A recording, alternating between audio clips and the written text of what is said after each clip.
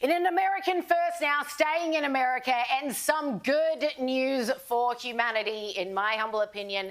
This is how we win. In an American first, young men are now more religious than young women. Check this out. A quote from the New York Times says, for the first time in modern American history, young men are now more religious than their female peers. They attend services more often and are more likely to identify as religious. Another article puts it thus: Gen Z men pour into church pews more often than women, flipping the trend on faith.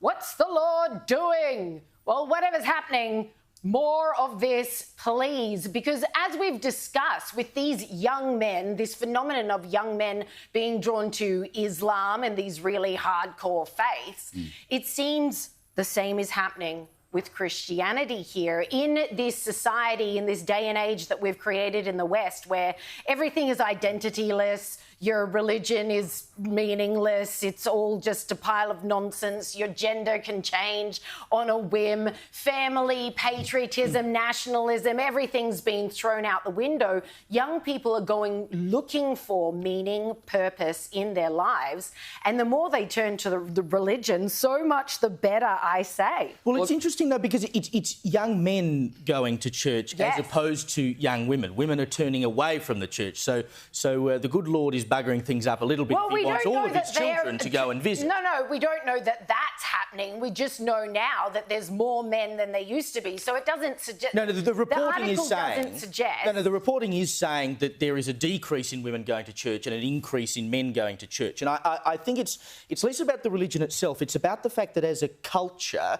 we have demonised men and masculinity to the point where young men in particular feel rudderless, and they're looking for something to hold on to, because in a world that now tells them that their place in the world as a man is invalid, that somehow inherently as part of being a man they're probably going to want to beat their future partner, that everything that makes them a man, their strength, their want to protect family and country, etc., is bad, they need to find something to anchor themselves to. I suspect that is why young men in particular would be flocking to religion, because in the absence of anything else, their very being challenged, they need something to believe in. I think that's definitely true. Popular culture basically teaches young men that they are effeminate, weak and immature, and keeps them that way. And they're discovering the Bible actually upholds the value of women and men, and the Bible actually celebrates the differences between the two, whilst admitting that both are equally made in the image of God. The other thing I think that is appealing to young men, and I've spoken to a lot of people in media and politics lately who say,